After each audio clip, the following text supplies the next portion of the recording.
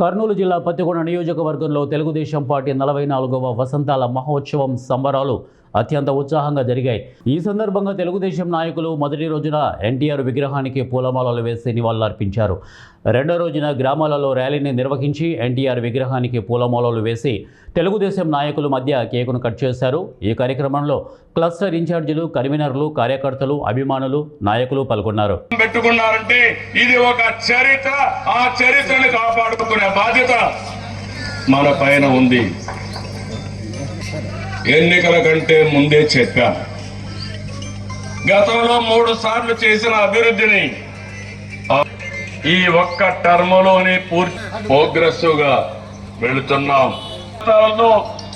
మహిళా సాధికారత ఉంది.